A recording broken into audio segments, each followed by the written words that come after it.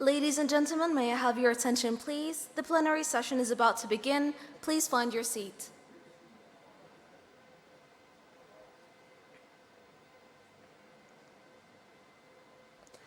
حضورنا الكرام، نود تذكيركم بأن اللغة الرسمية للمؤتمر هي اللغة الإنجليزية.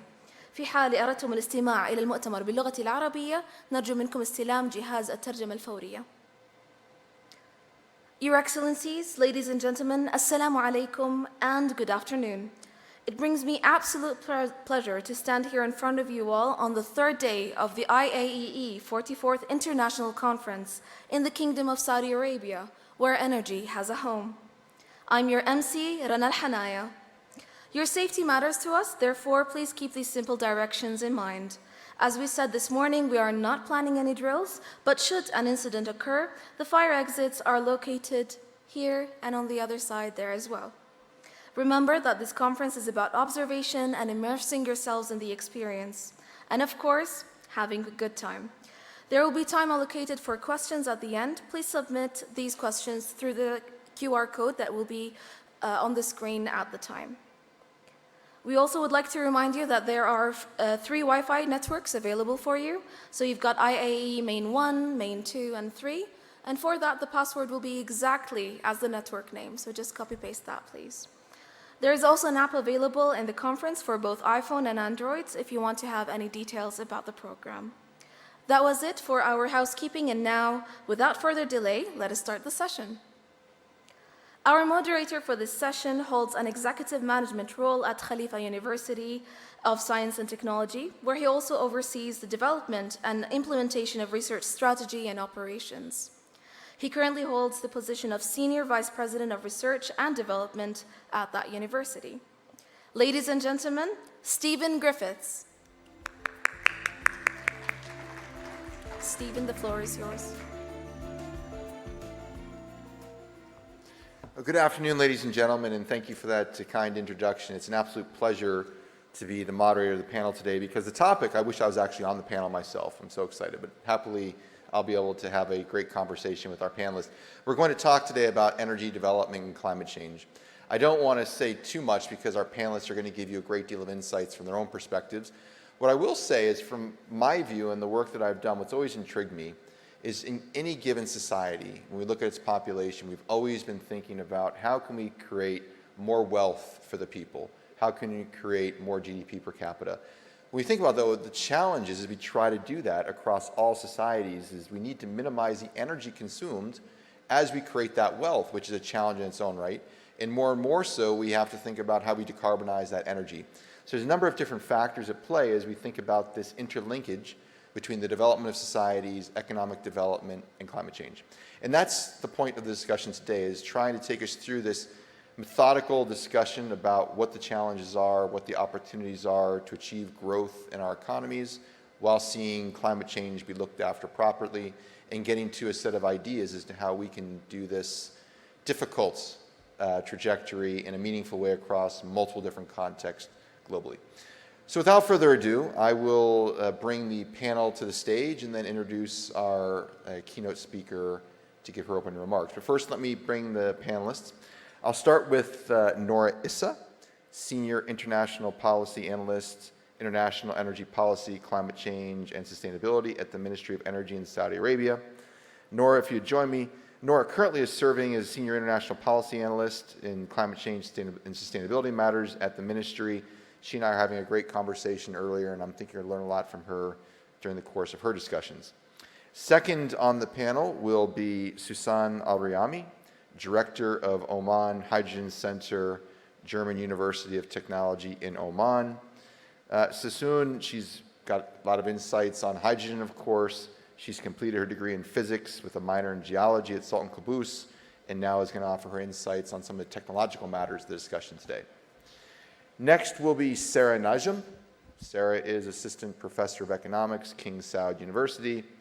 Sarah is also a postdoctoral fellow, a visiting postdoctoral fellow at the University of Reading in the United Kingdom, and she is an economist working on energy, the environment, and social policy. And finally, before I call up our keynote speaker, I will welcome Manjit Kripalani, Executive Director of Gateway House. Prior to joining the Gateway House, Manjeet was India Bureau Chief of Business Week magazine from 1996 to 2009. Now for the opening today, it's a great pleasure for me to invite Dr. Rola Dashti to the stage. She's Executive Secretary, UN Economic and Social Commission for Western Asia. Dr. Dashti probably needs no introduction given the amount of accomplishments she's had throughout her career. What's really impressed me is seeing the amount of work she's done around the topic of today, particularly the causes she's championed from Kuwait. It's very impressive, so I hope you take the time to read the full depth of her bio. But I'll let her give her opening remarks now, and then we'll bring you to the panel for some further discussion. Thank you.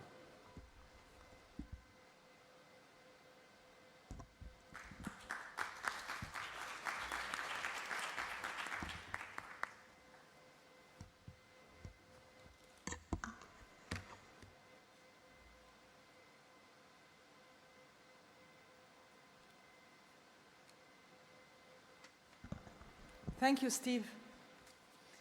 Good afternoon, everyone. Dear colleagues, let me start by thanking and extend my appreciation to the organizers of this meeting that is held for the first time in the Arab region, and to discuss with such a diverse audience issues facing the energy sector, development, and environment.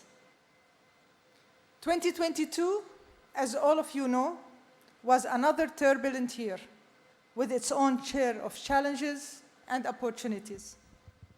Energy, technology. Energy prices soared due to increased global demand and the war in Ukraine. Consequently, threats to energy and food security were compounded, and progress towards a just and inclusive energy transition and net zero targets was unfortunately undermined.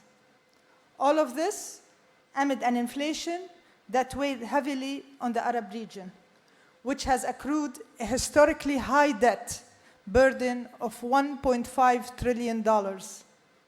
Furthermore, the Arab region remains one of the most impacted by climate change, with more than 95% of regional energy supply is derived from oil and natural gas, making the region the most fossil fuel dependent region in the world.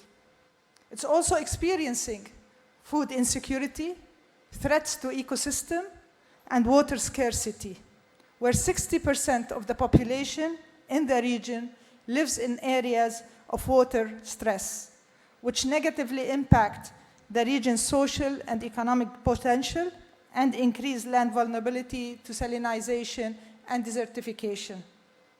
And it is projected to see an average daily temperature increase by about 4.8 degrees centigrade by the end of century and 1.5 degrees centigrade by mid-century.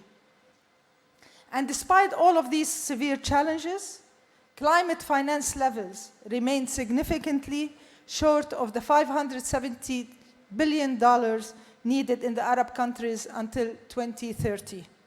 And only about $35 billion were received in public international climate finance over the past decade. Even more concerning is 87% was in the form of debt-based instruments. Colleagues, amid these challenges, some promising efforts were made.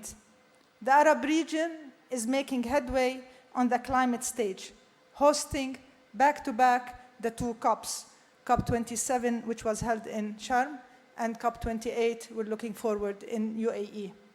And we'll be hosting also the MENA Climate Week in Saudi Arabia in late fall. And in the face of these challenges, what are we doing at the UNESCWA? We're working to support our member states in devising sustainable energy transitions strategies with inclusiveness, social equity, energy access, and decent employment at the core of our support. There's no question that the Arab region is well endowed with natural resources.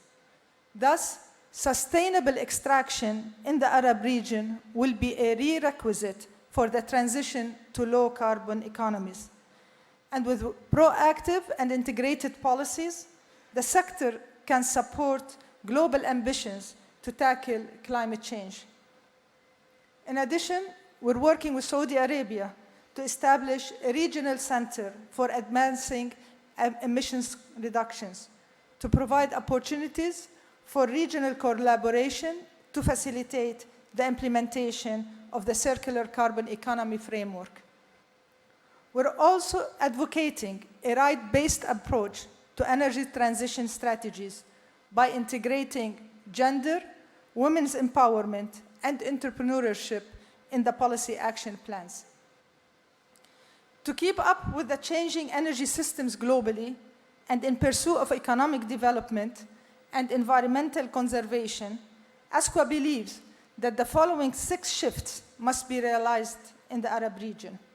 The first is the decoupling of energy consumption from economic growth and the structural and economic reforms, including diversification. Second, the adoption of the technological options available in the region, such as scaling up hydrogen and reducing methane emissions. Third, enhancing interregional cooperation and advancing the pan-Arab regional electricity market to improve resilience while addressing access deficits to the most vulnerable countries. Fourth, leveraging climate finance to achieve our climate and SDG goals with a greater emphasis on the role of international and regional financial institutions to build and diversify project pipelines through de-risking private sector projects, injecting liquidity into the system, and scaling up concessional finance. Fifth, LDC's countries, governments in the region need to increase the uptake of off-grid systems beyond donor-driven initiatives, thus shifting from a fuel least cost focus to value maximization that addressing socioeconomic development needs. And finally, and most importantly, investing in the country's human resources, strengthening local governance, and building institutional capacity should be on the list of priorities for the success of any sustainable energy transformation, environment conservation, and economic development plans. To end, our conference today is an opportunity to make 2023 a year with less challenges and more promising opportunities. Investing more in capacity building, technology transfer, and knowledge sharing, strengthening international and regional cooperation are paramount to fast-track the low-carbon energy transition and to achieve our SDG and climate change agenda. Thank you for your attention, and I look forward to a fruitful discussion. Thank you.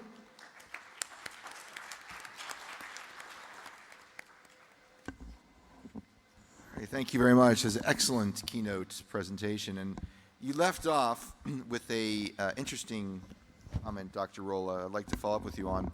You talked about the need for the fast track to a low carbon energy transition. Can you say a bit about what the opportunities are for energy players in the MENA region to do just that, do that fast tracking you spoke of? Okay, let me start by the first opportunity is the commitment of the leaders of the oil exporting countries for the carbon neutrality. And we see this in their commitment for carbon strategies where a lot of them, actually other countries in the region, have committed for net zero emissions. And some of them by 2050, and in Saudi Arabia we see it 2060. And this is very important. And the second opportunity, which is important from the leadership also, is the change of increasing the share of the renewable energy in the energy mix. And this is also another opportunity because it's expanding and widening the thinking, is that complementarity is not there there is a competition between the different energies. And this is very important. And we are seeing a good example. We heard today from Saudi Arabia how they're moving into this share of the energy mix of renewables with the fossil fuel. The second important opportunity I think we do have, aside from the region is endowed with available natural resources, is its conscious environmental youth. Our youth are becoming very conscientious. And this is very important because it will drive towards a sustainable consumption and production, which will lead to low carbon emissions as we go along in the energy transition.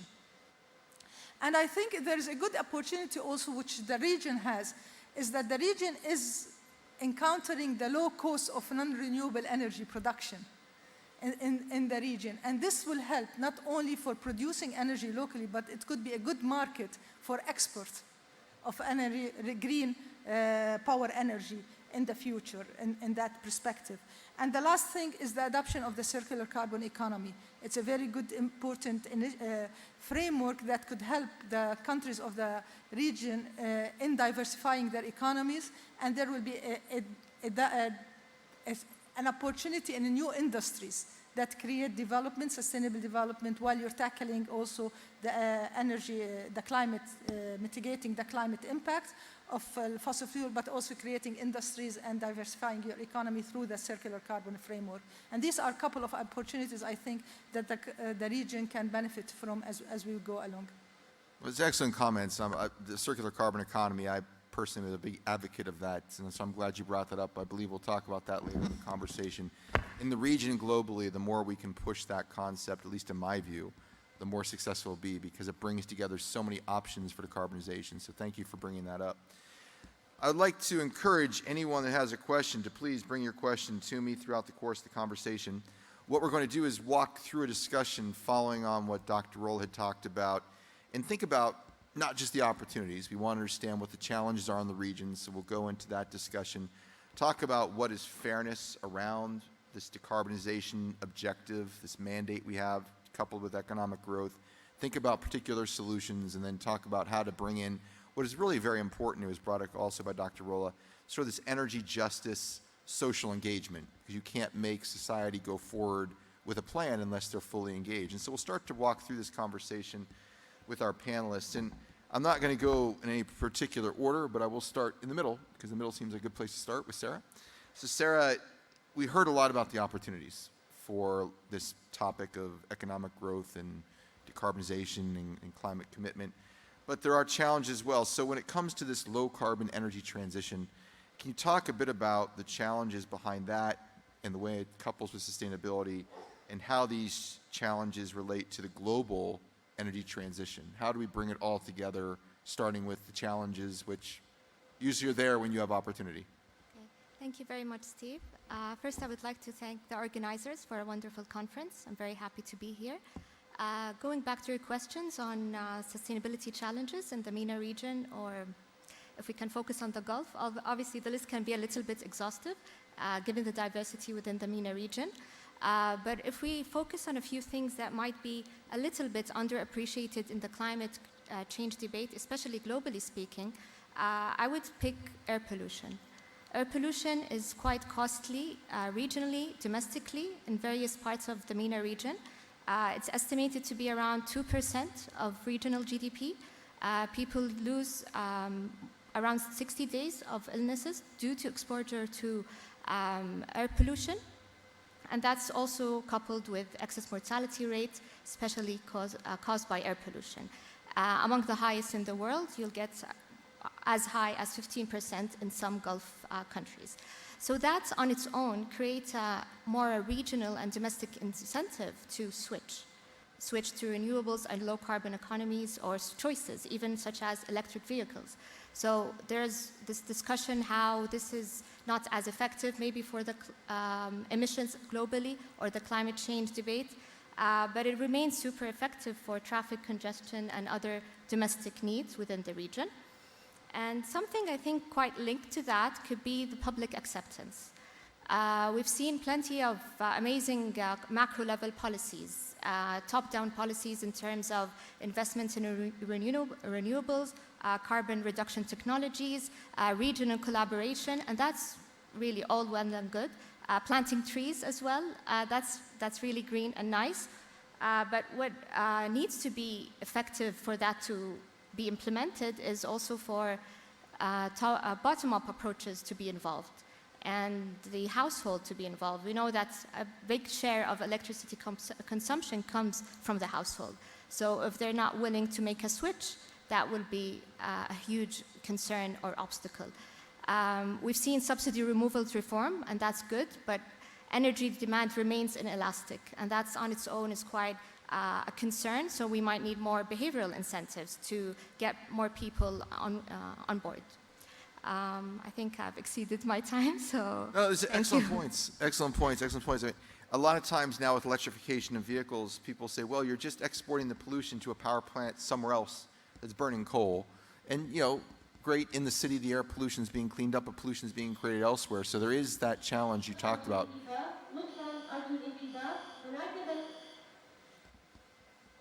Well, we'll assume it's not a rail. Okay. Well, that's part of the challenge. did you say something that triggered some kind of reaction? Pollution, air pollution. The air pollution. It's so much CO2. Okay, I'll start with a lighter note maybe next time. No, excellent point. And also, I think the notion, although we all believe so much in energy economics, the socio-technical system perspective is quite important, engaging society as well. So, well put points. Thank you for that. I'm going to come to my immediate right side, Noura. You're next. I think this is something you can talk about quite well. At the global level, decoupling of growth, as we heard in the opening speech, I mean, this is becoming the norm, growth from energy consumption and emissions. But that said, we're in a unique context in the MENA region. So can we do this in the region, and what are the challenges to doing that? What are the opportunities and challenges to doing that, this decoupling? Thank you, Steve, and thank you for having me in this panel. I think it's definitely a very timely discussion for our region. I think there are three elements that you mentioned within your question. The first is the fact that this decoupling is becoming a global trend. So I'd like to touch upon why that is the case, and then whether or not this is feasible for the region and how we can increase our opportunities in this regard. So with regards to the decoupling, I think it's very important from a fairness and from a equity perspective to take a step back and understand when we look historically at development and associated emissions, the trend was not very much, the correlation between the two was very much high, historically speaking. And these historical emissions are why we see, of course, the climate challenge that we experience today. It's because of decades and decades, if not centuries, of historical emissions associated with development. And over time, this created the challenge that we're experiencing today. And of course, there are huge opportunities to create synergy between the two. But I think it's also important to understand that for the developed countries that are able to see that synergy and are able to decouple the energy consumption and the emissions, it took a very long time for their emissions to be reduced and to be segmented from their economic growth. So when we add nuance to discussions of policy making within developing countries, it's important to keep this in mind from a fairness perspective and also from the perspective of protecting livelihoods associated with these economies in these regions. So I think this equity perspective is very important. You are likely to see in attempts of decoupling within the region reductions in emissions, but also it might increase. It won't be a linear relationship, and I think this is very important within the context of this discussion. Secondly, of course, when we look at the IPCC, which is the main body, the scientific body relating to climate change, which affects policy making, one of the elements that is frequently discussed is that climate resilient development, which we are discussing today, is not always equitably distributed globally, which means there are likely to be trade-offs with some climate mitigation policies specifically on development, and we need to be cognizant of those and study the impacts more so that we can have more effective as well as, from a justice perspective, fair policies within the MENA region. And to go in specifically on what the opportunities might be and how we can create that synergy, of course, the CCE, I'm sure you've heard of the CCE multiple times in the last couple of days. The CCE the real objective is to look beyond just reduction elements of emissions through renewables or efficiency, but look at closing the entire loop and what are other vectors, including hydrogen, including nature-based solutions, including the utilization of captured carbon to generate value and create new sectoral opportunities, what that can provide. And I think, of course, the CCE is one of the most inclusive responses we can have within the MENA region. Secondly, I think this is more global in nature. Whatever discussions are being had within international fora will naturally permeate the regional discussions we're having. So I think what's very important is to understand how we can look at the IPCC, and this is perhaps an invitation to the scientific and research community, the key pathways that are affecting our discussions on what is needed from a mitigation perspective to reduce and keep 1.5 and 2 alive are at the global level. They're not disaggregated by region. They don't take into account the different economic structures. They don't take into account equity. So for the scientific community to provide that clarity would help us have more efficient and inclusive policymaking. So both at an equity level, but also at a pathway level. When we look at current mitigation pathways as well to support policymaking, we see that, for example, carbon capture or removal might be needed at, and I'm just giving a random number, 10% globally. That might be 40% for a MENA region or 2% in a Scandinavian country or whatever it may be. So to have that kind of disaggregation within the science will help us create the synergy between development and emissions reduction, I think at a very large level. So perhaps I'll go into more examples at a later stage. I'm going to come back to you for sure. I'm also going to stay on this point for a minute. I think the fair share discussion is really quite important. So when we think about this notion of fair share, you can look at any of these number of, they call them think tanks, and to some extent carbon track or whatever, and they'll talk about which countries are contributing their fair share. Is it based on historical emissions? Are we thinking about everyone should be globally equal in trying to solve the climate challenge? Should we look at the financial resources of countries? So really talking a bit about how fair share figures into how we think about the MENA region is very important. So I want to come back to Sarah before we move on to technological discussions, which probably would be my personal passion to some extent. We get on that shortly. But Sarah, first I'd like to come back to you and follow up what Noura said. Around the notion of fair share for the region, how do we think about this within our context? What are the considerations for MENA? And what are the ways in which we might want to use those considerations to start thinking about this agenda which Noura was getting to? Okay, thank you, Steve. That's a very important topic. I think we reached to a point where everyone agrees that climate change is real, right? But how do we distribute the burden becomes a little bit more contested.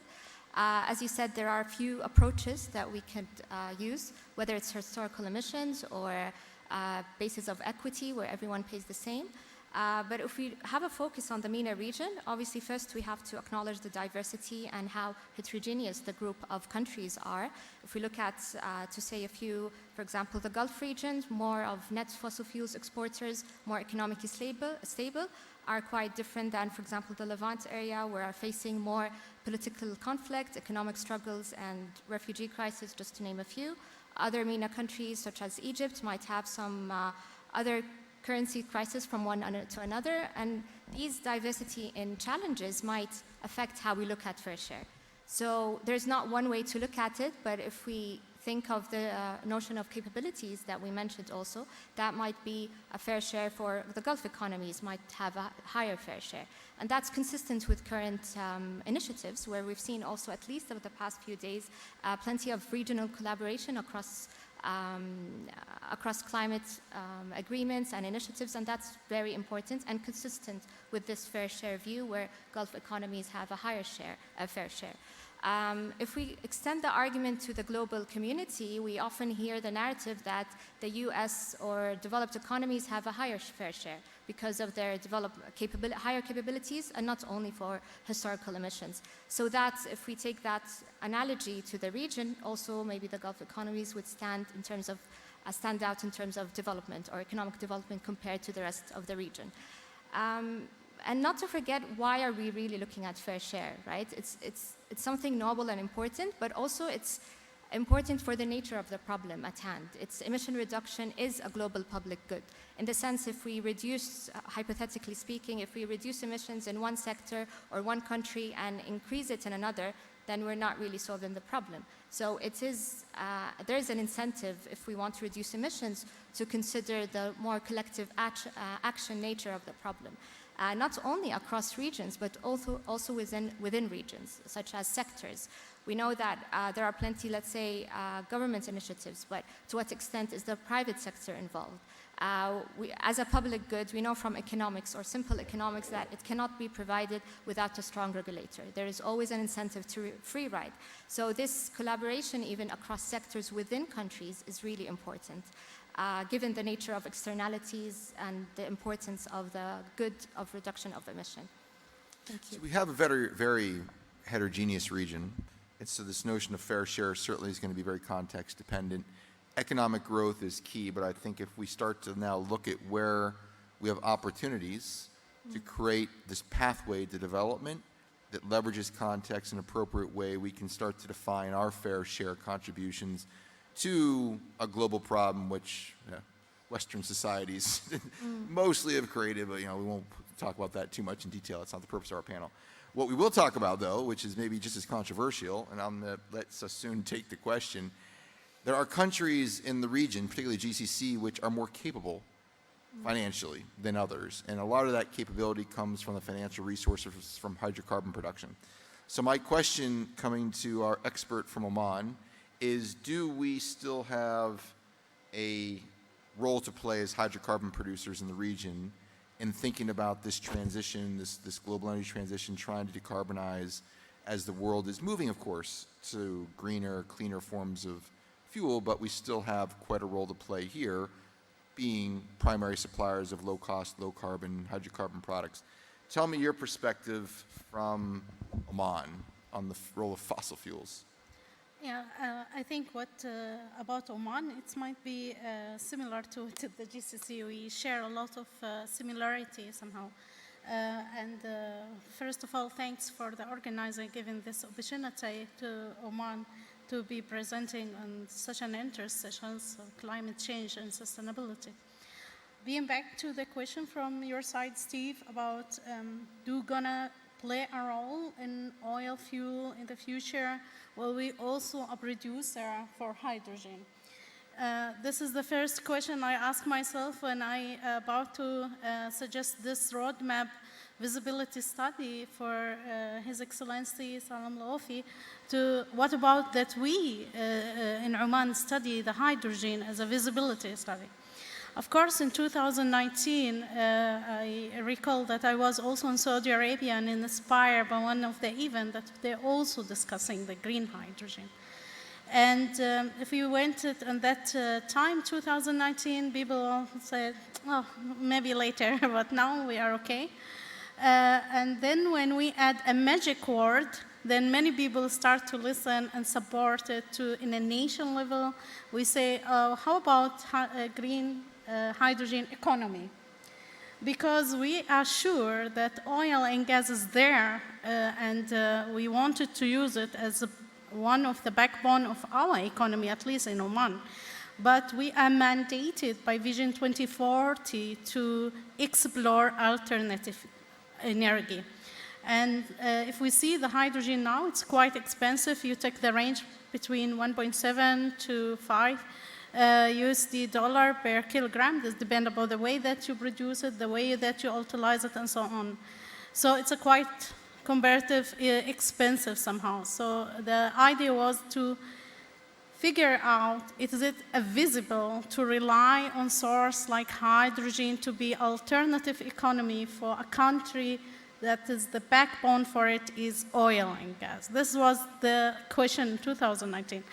And in 2022, Oman set on December, for those who join us, Green Hydrogen Summit. We have only one hydrogen summit, thanks God, that we are not mandated to participate a lot. So in that, we announced also the strategy. They are aiming 2030 to produce 1 million tons by green hydrogen.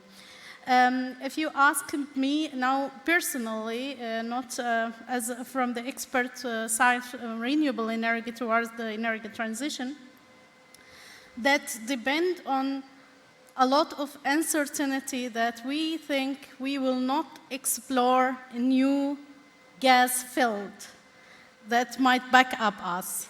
We have a different uncertainty that heavy crude oil, we don't really touch too much, like enhancement oil recovery. But what about if enhancement oil recovery becomes cheaper somehow?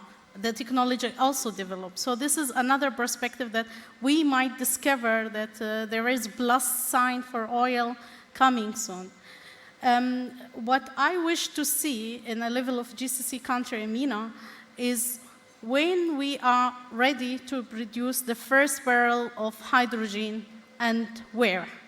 How do we produce it? Where do we produce it? And where to balance between oil and gas field from economical perspective, from decarbonization perspective, and finally from the ability to produce hydrogen. So this is in my opinion. I'll ask you one question that kind of strikes me. I'm looking at how the region is approaching hydrogen, different countries. There are some countries, UAE, I'm very familiar with. Saudi Arabia, I think, is doing similar, and then we see countries across North Africa using hydrogen in their strategic industries to decarbonize. So if you have refineries, if you have iron and steel, which have to decarbonize, shipping and so on and so forth, they're directly using hydrogen.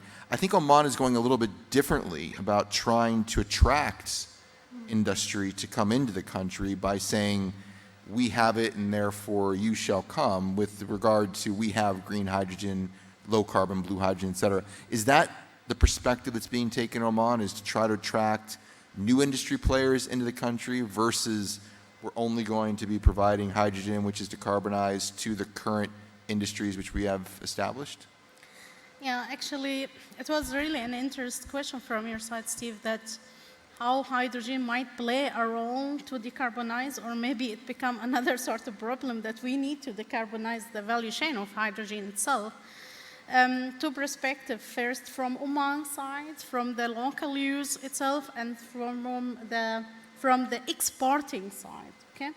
So from local, I can give you one example without name it, but if you visit Oman so much, so you will know it exactly what I meant.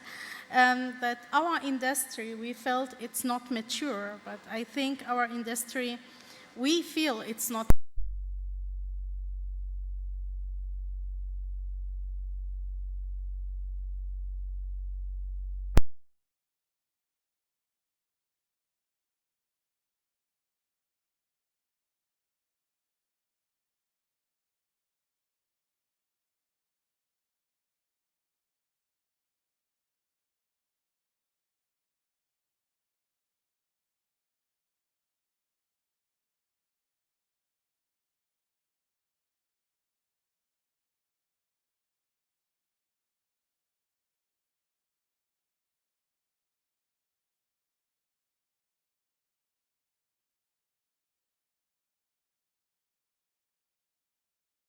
Easier than to store electrons sometimes from the technology perspective, but what could replace 40% of the gas consumption with one of our port in a long term if this port not fully capacity?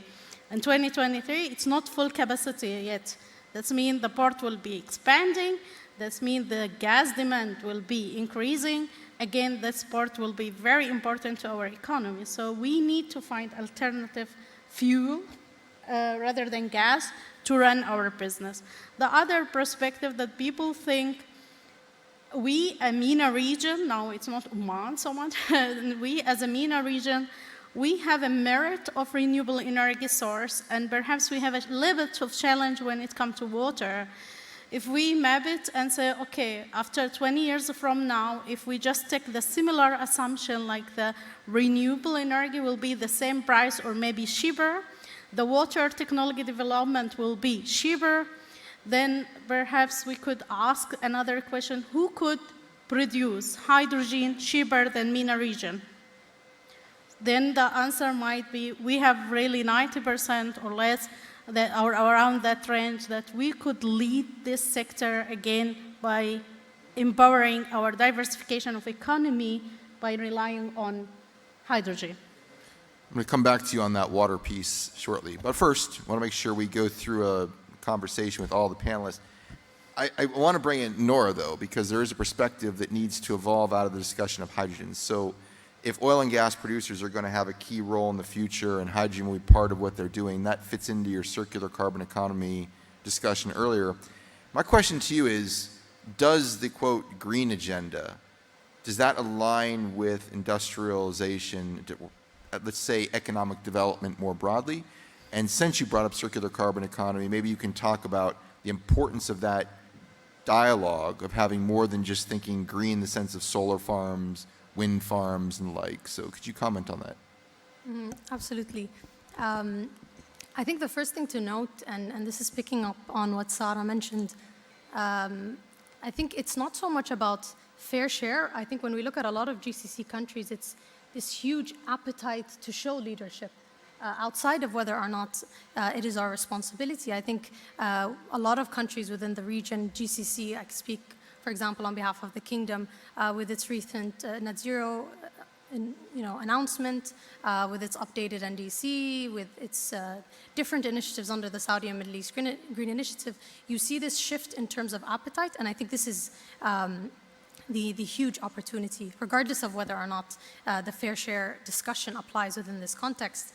And I think to answer your question, Steve, and I'll discuss a bit about what also our colleague from Oman mentioned, the CCE, of course, presents you with a menu of options. So when you're looking from a diversification perspective, the more options you have, the more likely you are to be successful.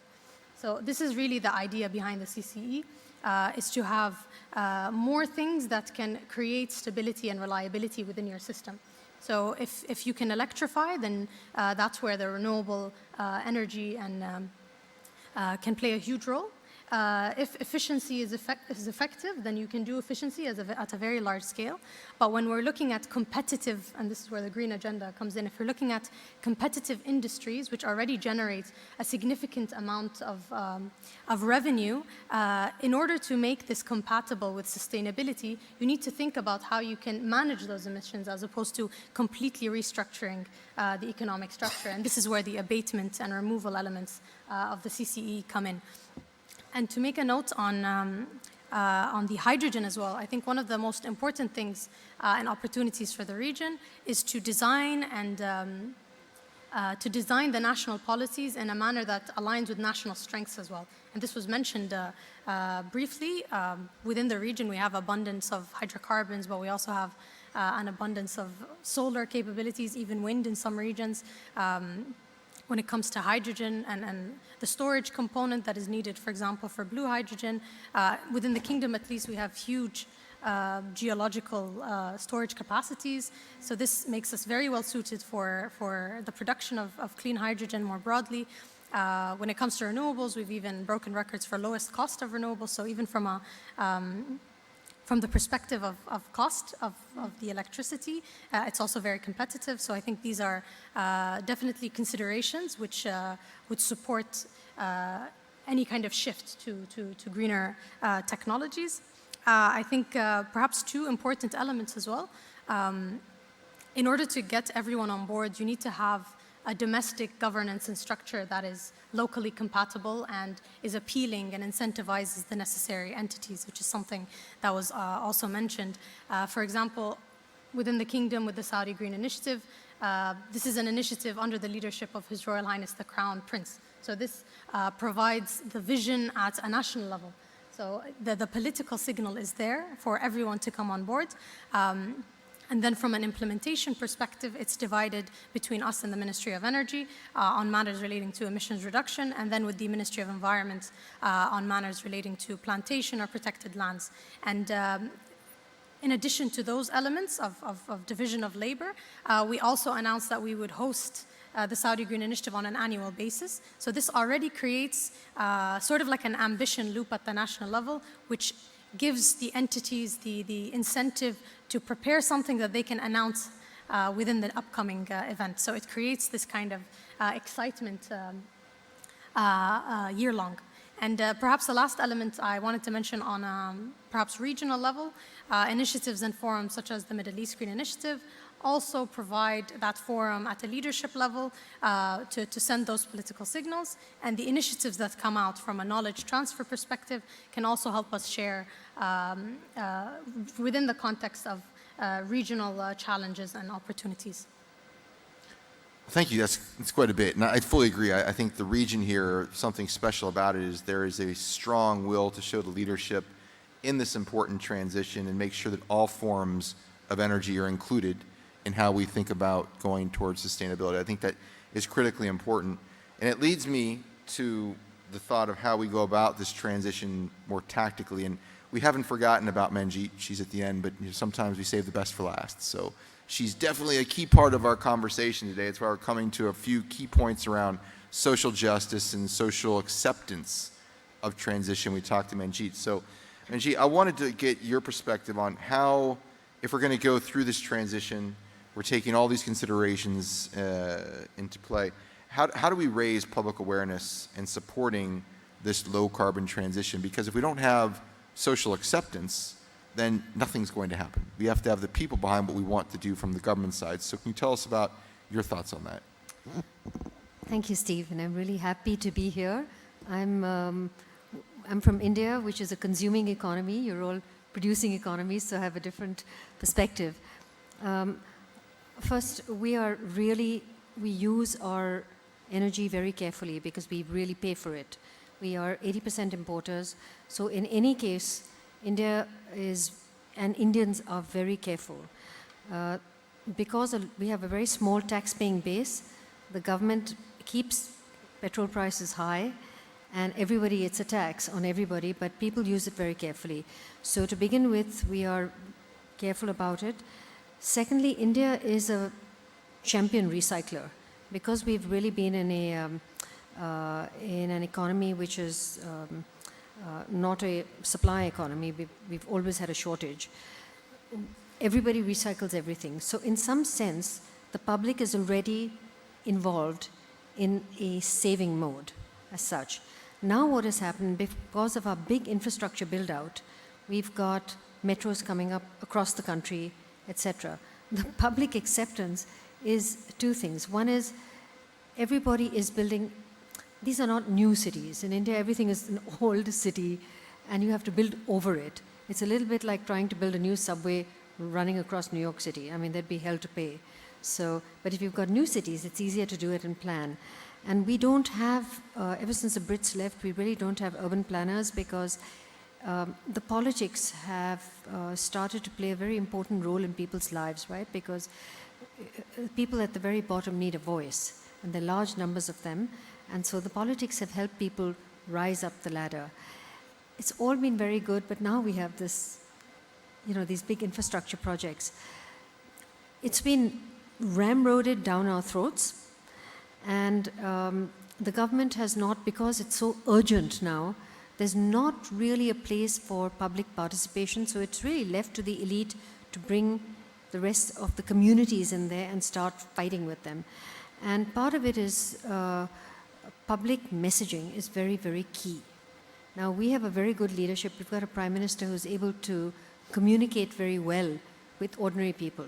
So when he says something, there's a lot of acceptance. But by and large, when you get municipal corporations or state-level bureaucrats or politicians trying to tell people that they have to accept a new electrification project or a new form of transport, which is electricity-based, but it's going to ruin your life until it comes about, the public messaging has become very important. So I think without the public messaging and the public acceptance, you can't really make this work very well. So that's one example. The second, I know because the new metro in Mumbai is, the terminus is in front of me. And we're finding we're a large group of communities, and in Bombay, your high-rise and slum is right next to each other, and everybody's lives are completely intertwined. So there's no separation of them and us. We're all in it together. And so we have a large community that fights on a daily basis with the metro people because we want our gardens back. And here's an example of what we did. The metro was going to help us because it's electricity based, save on petrol, but it was going to destroy all the gardens in our area. So luckily, the Japanese, JICA, is one of the funders. And so we went straight to JICA because they have rules, you cannot destroy the gardens. And so as a community, we went to them and we helped to save the gardens. Now this is a constant tug. You know, how do we preserve our public green spaces with modernizing our situation, with conservation? You know, how do we do all this? And one of the things that, especially in poorer countries, and South Asia, I would say in particular, conservation is a very, very big thing. And I don't hear a lot of people talking conservation these days. There's a lot of talk about hydrogen and, you know, new kinds of materials to use for electrification, but no one talks conservation, and that's very important. This morning there was a conversation about demand-side management, and we need to have more of that because the public is, in our part of the world, the public is not, we don't have a lot, and so conserving comes naturally. And I think that is a big part of managing a public acceptance. That's good. I mean, it's a very important message when you think about these big policy buckets in which we can start to shape the way in which we move our energy system. So much to talk about standards and regulations and those kind of top-down measures. Financial and economic incentives are clear, but the messaging. How do you get people to buy in and engage and understand and really want to be part of the solution set, which could have massive impacts on conservation? Something that would be the simplest form of creating sustainability. Just use things less if you don't have to waste, right? And I think that's a very nice message, and it's something that gives us a broader context. I want to stay with you, though, on your line of thinking and talk about the interdisciplinary research community. You've spent time thinking about this in a deep way. So can you tell us a little bit about how you see the interdisciplinary research community advancing the positive view between economic development and energy consumption and sustainability? It's something I know that's been in your sights for some time. Well, you know, we sit very much in a part of the world that is struggling, right? You've got India, which got its own issues. Pakistan has had flood. Bangladesh has got also the delta region of the Ganges. Nepal is having a problem because China is damming the rivers. I mean, we're really in a bad state in terms of climate change and man-made change that we are trying to struggle with development at the same time. What we really need is cheap and reliable energy. And there's so much talk about getting rid of coal that it's, I mean, I'm going to reiterate this message. It is problematic. The coal is necessary, it's cheap, and you transition into the petrol and then you transition into renewables. You can't just jump into a renewable when it's so expensive. The very much mentioned in this conference, and I'm so happy to hear it mentioned so often, that really the countries that have created the problems, the climate finance pledges have not been made. You can't think about having a policy unless you have money. You can't work on it. And even when the COPs take place, so I'm just veering off topic a little bit. I remember during Copenhagen, we had India's representative to Copenhagen came back and talked to us directly after that. And he said that this is going to be wonderful because we're going to change the light structure at the municipal level. And that's because the COP said so and India has to do it. Well, guess what? It didn't happen for 8 years because there was no acceptance of that top-down policy at the very bottom level until the government incentivized public procurement of LED lights, which were going to be cheap. So there are ways that governments can make this work. Public procurement is a real fantastic tool to use to help this work at the very bottom level, but it has to come down to the bottom level. And these regulations don't really work unless you talk people into it. And in places like India, the electoral cycle is very important because at every election, you introduce a new slogan to talk to people, right? And so you start telling them, maybe the last 8 years, the slogan was, electricity, water, and roads. And then it became development and education. Then it became industry. Now, I'm pretty sure during the next election cycle, there will be a talk about renewable energy and how to conserve. All this will happen in within the democratic framework. But people have to, the developed world really has to allow us to do it our way because we can do it. And then the adoption is very fast. And now you cannot get a bulb in India unless it's an LED bulb. And it lasts, of course, longer, but...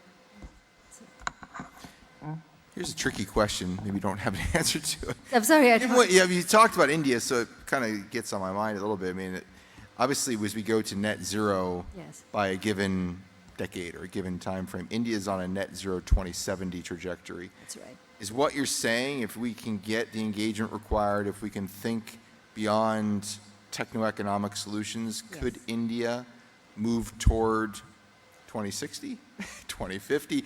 It's going to be a big problem. As Dan Jurgen said, the math doesn't add up. A major emitter in the world's largest population now, if I understand it correctly, is not signed up for net zero until 20 years post the time in which we pass 2050. Correct. Well, to let you know, India is the only G20 country that is on the road to meeting its Paris commitments. We are really doing very well on that. So it's better to surprise everybody, and maybe we'll do 2060, but just now we're giving ourselves some space. Okay. I like that answer. Rola, I looked at your points, and so they were excellent. As you left us the 6 points about decoupling and looking at new options, technological options, cooperation, climate finance, off-grid systems, human resources. Of all the things you've heard, given your broad perspective across the region, did any of it strike a chord for what the MENA region can start with and can do? What was your thoughts? So we're going to come back to several questions from the audience, but I know you've got this great perspective across the region. I was wondering if anything really resonated with you. I think the first thing which we heard it last session, earlier session, is your pathways. And it's very important, these technologies, they're not substituting. They're complementing the different energy technologies we're talking about. They are complementary to each other to reach a certain goal. So we're not talking about a substitution here, and then the whole mix, every country which wants to transition to net zero will have the whole mix. It's not one or two options, but it's a whole different mix of it, and the economy becomes the feasibility, becomes the driving forces. The second important thing is that population are growing, cities are being built, so we need to look into urbanization with sustainable urbanization. And here where you get the masses and the people and the mainstream engaged, because you're building cities and urban cities in a sustainable manner. And so the perception and the action.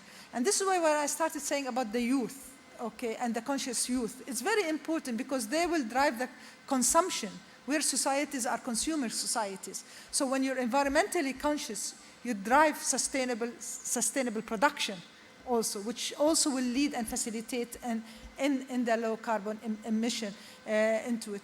And lastly, and I think the region is very important in solutions to look into it in a holistic way. This is a region, yes, it's endowed with resources, yes, it's committed to net zero, but also it's a water scarce region. So you cannot come up with solutions that require consumption of water. And this is very key to look into, because water is a very scarce resource and a potential conflict in a region. So solutions to mitigate energy, carbon, and become water utilization and absorption is, I think, needs to be revisited critically.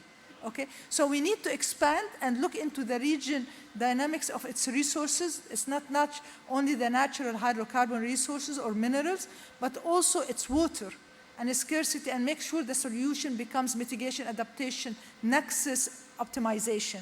And this is where I urge people to look into it, and this becomes the governance of the whole system is very important, the ecosystem and the governance, looking into it, and not to avoid from looking this whole dynamics of it. And I think, and that's what we look into at UNESCWA is the energy, food, and water nexus, and what we call it WEF, into it for mitigating climate impact and getting into decarbonization. And decarbonization is one element, but make sure the solutions are in a holistic and looking into the other natural resources. Your eye is on the water, and don't get up solutions which has water consumption huge into the, because you end up solving a problem, but you're creating a major problem, and maybe it's instability in a region of that things. Excellent point. So you actually led into my next question from the audience, so you must have seen what I'm seeing here. you brought up, it was going to come to Sausan, so she can think about it shortly here. The hint is it's going to come about electrolysis, so we're going to talk about water. But you brought up something very interesting. I think we were talking about policy in general and the messaging. The youth, now we have the Gen Z, I think the next generation, Gen Alpha, I don't know what's going to go after that. But reaching out and engaging youth now is far different from what it was many years ago. And so policymakers, taking this as a priority, need to start thinking about this conversation which happens in so many sectors. How do I engage the youth now that are very oriented toward mobile technology, digital technology? That needs to be a convergence in my view. Because I'm at a university, I love the technology part, but I'm asked to go talk on a panel about the youth. I have to go see Gen Z. What are they doing? I'm not Gen Z, I'm too old. But they're doing a lot of stuff that, I don't really care about TikTok and all that, but how do you reach these guys to get the message out? I mean, that's getting to be more and more challenging because the things that they're looking at are changing daily. So that's an excellent point. I think it can't be reinforced enough. But I'll come back to something a little more mundane, just so on, with the water question with electrolysis. In the region, we are scarce on clean water. How are you seeing this dynamic where we're going to be producing millions of tons of green hydrogen in the region, yet we have challenges with water? Is clean water going to be a problem, or is that something we shouldn't be so concerned about? Because we know that is the nexus that needs to be looked after when we think about transitions. It's energy, water, and of course food and agriculture. Yeah, actually I echo what Rola already said. It's not solving a problem by creating another problem perspective. That's totally true. Shedding a light in the situation in Oman, do you know that we also produce water when we want to produce oil? Because I just encourage you to attend one of our presentations, will be presented on 8th of February, is that we thought we should sort out a problem, environmental problem, but you have an options. How do you solve it? Do you want just to solve the problem or to maximize on these challenges and to end up by another project? So we have an options that when we wanted to produce 1 barrel of oil in Oman, that you are producing automated 8 barrels of water. That water is very brackish water, very saline water. You cannot just leave it like this. You have to treat it. You have to treat it, or you have to pump it under the ground. So 2 problems. Either that you use your energy to pump the water under the ground, 1 option. Second option, you treat it and then you use another type of energy that eventually the water is in a limit that you can throw on the sea. Or you apply a bit additional energy, treat that water and utilize it.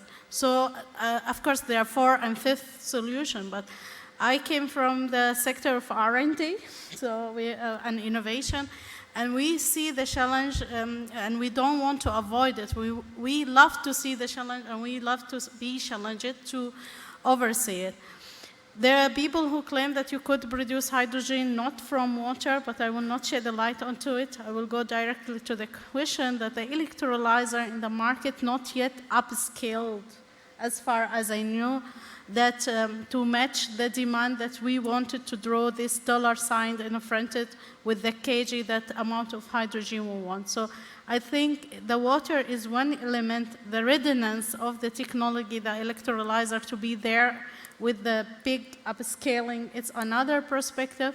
But the technology developers are there and they're working onto it. So answering the question, is the water will be challenging us or stopping us to produce hydrogen? I personally don't think so. If we are already depending on our drinking water from saline water, desalination of the water itself, that means we are automated desalinating the water. Now perhaps the question, is this the optimum way to produce hydrogen, or there is alternative way not to depend on water producing hydrogen, like producing hydrogen from different perspectives? So this is a comment from Saud. Thank you. Very comprehensive, so I hope whoever asked that got the answer you're looking for. So I very appreciate that. I'll come to the next question that was directly from the audience, and it's one that I would like to answer as well, but I'll start with the panelists. Please let me know which one would like to pick this up as I read it out. What do we envision, or what do you as the panelists, if you've thought about conversation today, envision as the R&D required in the region to advance the discussion today to lead to a well-balanced, fair, equitable, and inclusive energy transition? Anyone would like to talk about where the research and development may fall? And I can give my perspective, of course, but someone like to pick that up first? No one? No? Okay, so I'll give a brief thought on it. I think right now, personally, from what we've heard from, would you like to comment on that too, or? Sure.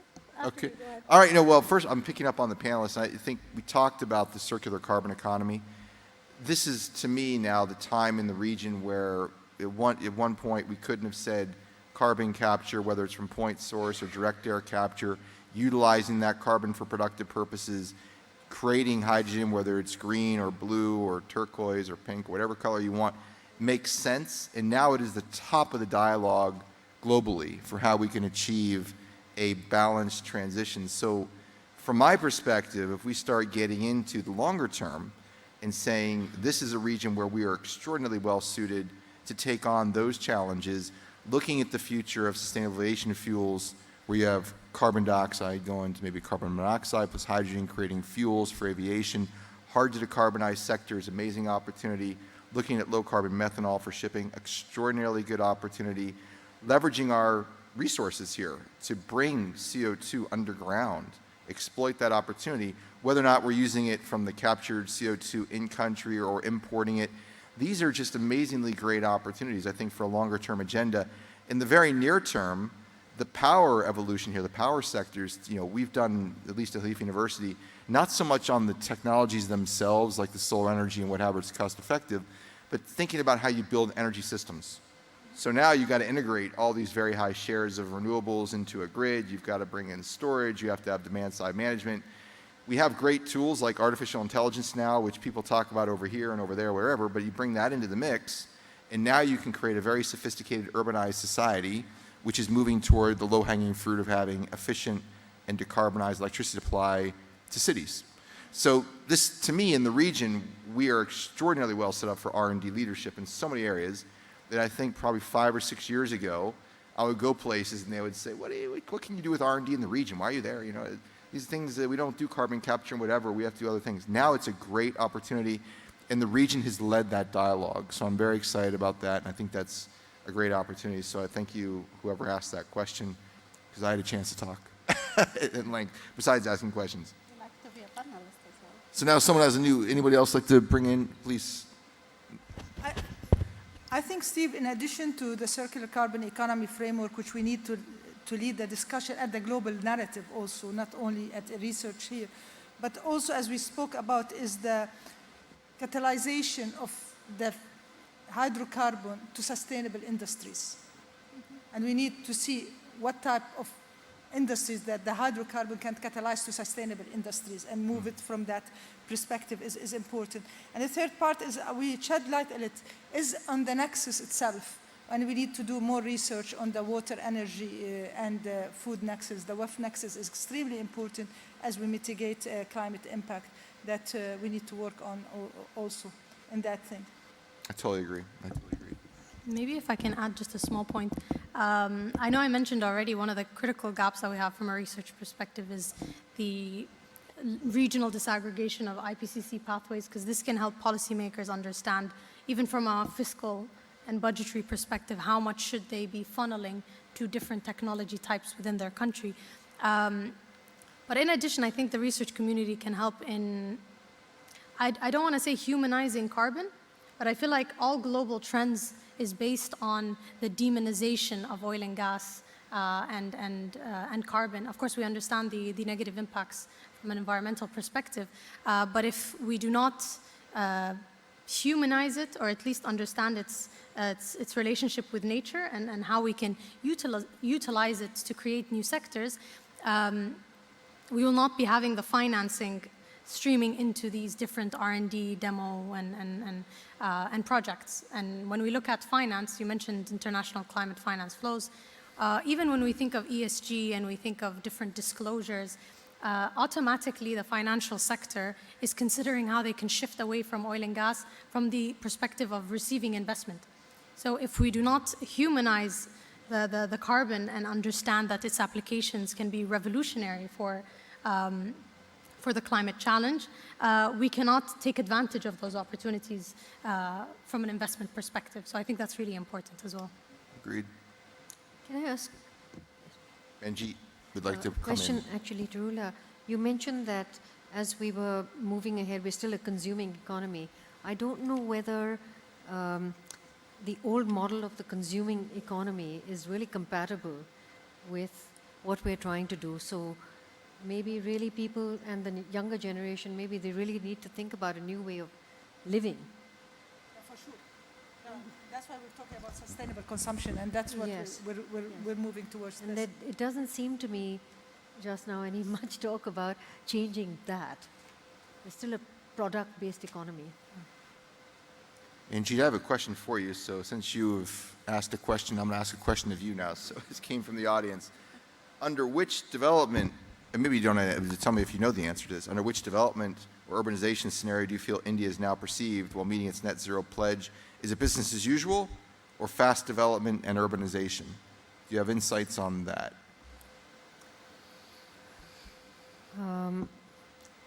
Fast development and urbanization, I think definitely.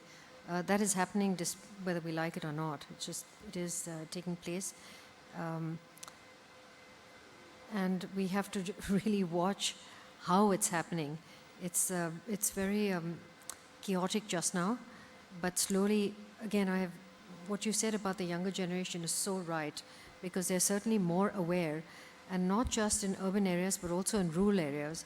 They're certainly much more aware of the dangers that are posed by all this rapid change. So I would say, but lots of India, I mean, urbanization is going to happen. We're going to be the most urbanized country in the world, and it's happening at the fastest pace of anybody.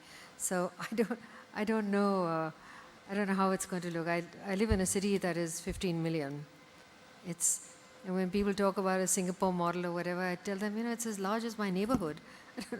I don't know how we can make these comparisons. It's very hard. When the only country that we have a comparative with is China, and China did it differently.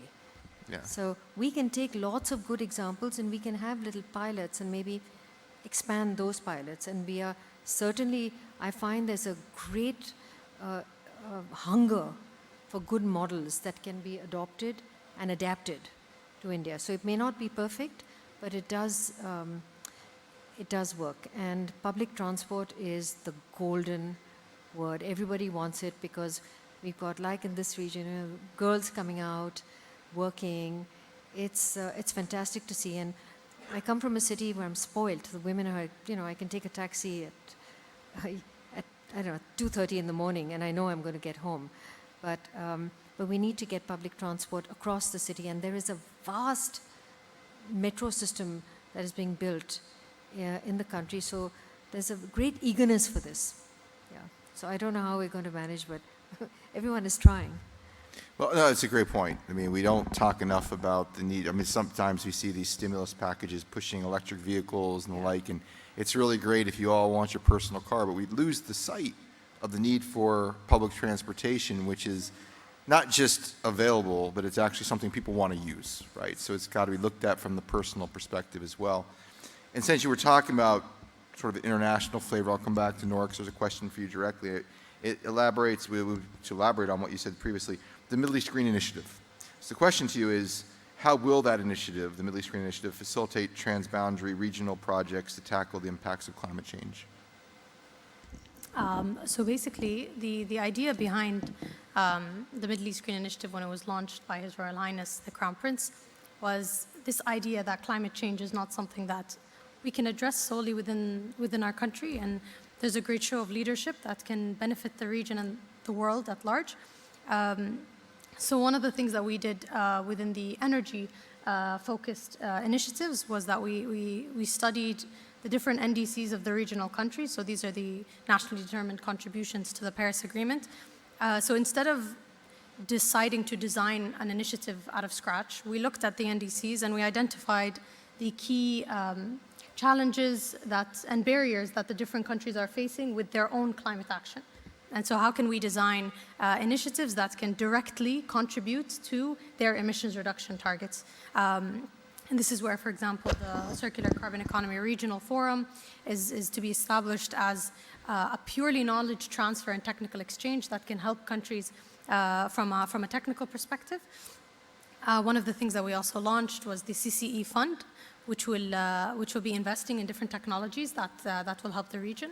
The Clean Cooking Initiative, for example, is looking at going beyond just its climate action, but it's also energy access more broadly. And it has a huge target to reach 750 million people globally. So it's not even just the MENA region, but it's looking at how can we substitute current tree chopping or coal burnt within households for cooking to cleaner fuels, be it LPG or solar, which can dramatically reduce emissions, but it can also help from an access perspective to different countries. So it's looking at their challenges and identifying or launching initiatives that can help address those challenges. Thank you. Thank you. We have less than 10 minutes left, and so I have one final question I would like each of the panelists to address now that you've heard the entire discussion. And it really comes back to the context of what the whole discussion has been about today. We know that we're trying to advance economic development while addressing climate concerns. You've heard the different options for the MENA region. So my question to you is, what if we're trying to come up with a set of actions of all the things you've heard? What would be, well, first of all, do you think we can do this in the region? And secondly, what action would you like to take first as a priority to push us to the next step? I hate to put someone on the spot to go first, but Noura seems to be pretty good with these quick answers. So Noura, we'll start with you, and we'll go around. Sure. And also, Steve, as a representative of Gen Z, we're not that scary. But oh, I mean, it was Gen Z, so I'll have to talk more to her. She knows more. I get the insights now. But yeah, if I were to identify three elements, I'd start still at the global. I think we have to reorient the global mitigation discussion to be inclusive. And this is not just from a regional perspective. We see many examples outside of developing countries, very much within the developed world of targets, and then backtracking on those targets and going back to perhaps higher emitting sectors because of the lack of infrastructure that encapsulates these different methodologies.